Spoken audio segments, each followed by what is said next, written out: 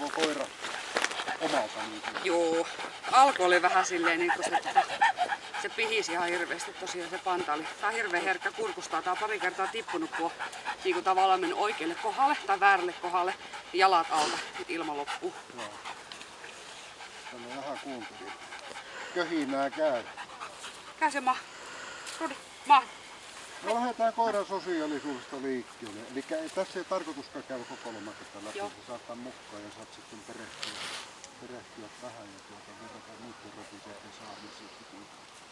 Kuinka lähellä tai kaukana ollaan siitä, minkälaiselta te toivoisitte Suomessa olevia rottuja? Teillä on ihana profiili rotujaisilla olemassa. Siihen sitä vähän kannattaa verrata.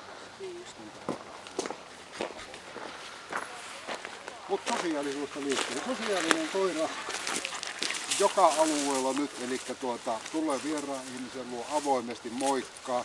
Ja jos se nyt johonkin suuntaan se sosiaalisuus kääntyy, niin mieluummin pikkusen yli, eli mielellään rupeaa niin nousemaan tavallaan ihmistä vastaan, mutta ei sillä tavalla, että se olisi häiritsevästi näkyvissä.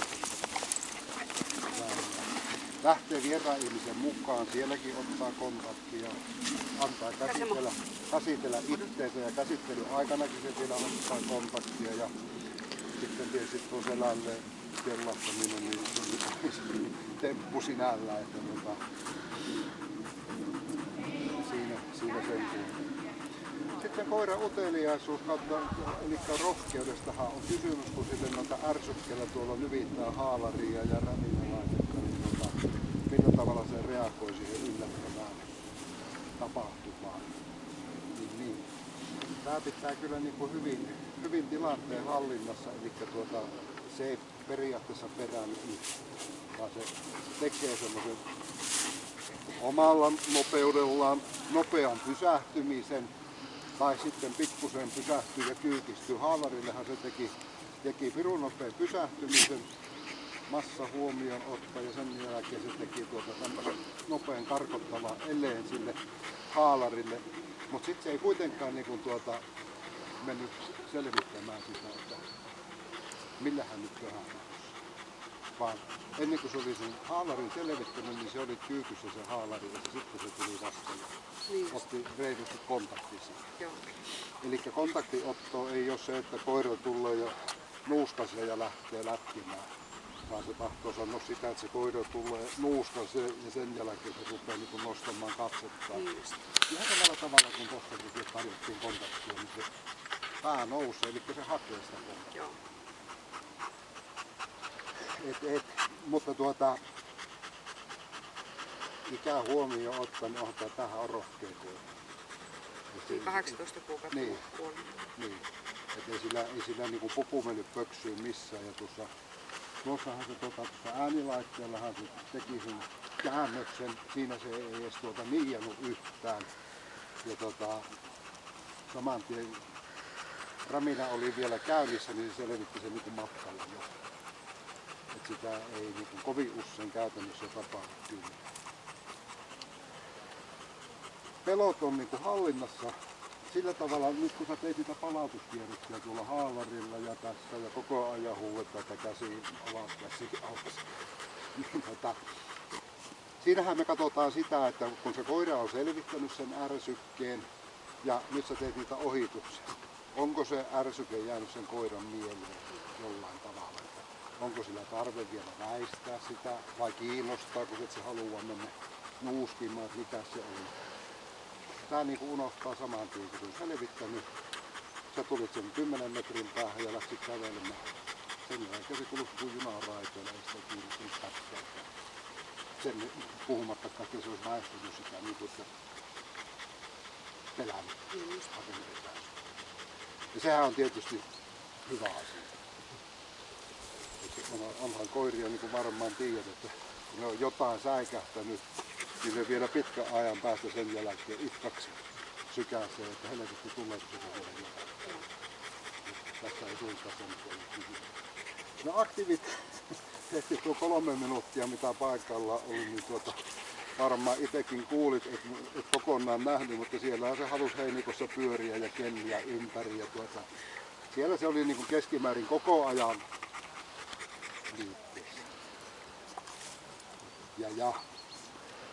Mutta ei se sinällään sanota, että vaikka se liikkeessä oli koko ajan, niin ei siinä niinku rauhattomuus varsinaisesti noussut. Että se on niinku ruvennut hermostumaan siinä, että se mitään ei tapahdu. Mutta se keksi noita juttuja ja Kustakin minun jalalle, en tiedä. Ei se nosti toista jalkaa. Okei. Just toiseen suuntaan, just sinne jalan kohdalle kyllä. Mä nimittäin tunsin, että nostiko omalle miukiin tuli perille. Et kyllähän se niinku lähtökohtaisesti varmasti voitaisiin varovasti niinku tulkita sitä, että kun mitään ei tapahdu, niin nyt se niinku periaatteessa osoittaa sitä, että se on vaan tossa ja kirsu käy ja se haistelee ilmaa. Ei tarvitse liikkua, ei tarvitse pyöriä, ei tarvitse vinkua. No ääntähän sillä ei tullut tuollakaan, mutta siellä oli se koko ajan se liikku. Joo. Et hermothan sitä liikuttaa. Mutta sitten taas toisaalta kun ajatellaan niin nuo laukaukset, niin sehän oli niin kuin se ei olisi kuullut mitään. Ei minkäänlaista elettä laukauksia kohtaan. Ja se taas toisaalta kertoo siitä, että ei sillä suinkaan voi huonot hermot. Mutta temperamentti ehkä tuossa vaiheessa vielä nuori koira, niin tämähän on niin varsin energinen, voisi sanoa olemukseltaan. No joo, sitten aggressiopuoli. No siinähän se osoitti sillä haalarilla se yksi harkottava tuikkaus sinne, niin siinähän se osoitti vähän agreja. Siinä tuossa aaveellakin pikkusen niin merkkiä rupesi antamaan siitä. Siinähän se tuli sitten epävarmuus siinä vaiheessa, kun se aave kääntyi. Ja sehän teki nopean niin väistön hetken aikaisemmin. Se oli sitä mieltä, että perkeleellä tulee tänne. Ja sitten 1-2 kun aave lähti kääntymään, niin se olikin liikaa. Se säikähti ja sykäsi sitä pienen väistölinkkejä. Mutta sitten taas se selvitti kuitenkin ne varsin helposti. Se meni sillä tavalla. Leikit tuossa alussa, eli tämmöisiä jäljelle jääviä reaktioita sille ei tule, mikä on taas. Leikit alussa ja lopussa, niin tuo leikki etäisyys huomioon ottaa, eihän tuommoinen massava koira nytkin, jotta keskimäärin 4 metrin päästä toisistanne, niin ei nyt kovin suuriin nopeuksiin siinä pääse. Kyllähän tämä niinku aktiivisesti seuraa sitä teidän kopittelua. No siinäkin se painopiste olisi kuitenkin sillä tarttumisella. Millä tavalla koira tarttuu tuohon esineeseen. Ja sen takiahan tuo esine on tuommoinen iso solmu päässä, se keskikosva on maasta irti. Eli se mahdollistaa koiralle täyden suun ottaa, jos se haluaa sen ottaa. Tää otti niinku viiveillä ja varsin kevyesti, eli se teki ensin vähän tukkia sitä mitä on. Sitten hyvin kevyt ote siitä esineestä sitten. Ja se oli alussa ja lopussa se leikki oli ihan samanlaista. No siitä, että voitaisiin varovainen johtopäätös tehdä, että ei se koira ole kuvauksen aikana niin henkisesti rasittaa. Eli jos se alussa leikkisi aktiivisemmin ja lopussa leikkisi sitten huomattavasti verkkaisemmin, niin silloin me voitaisiin että se on henkisesti kuormittunut kuvausta. Tässä ei ole nähtävissä mitään semmoista.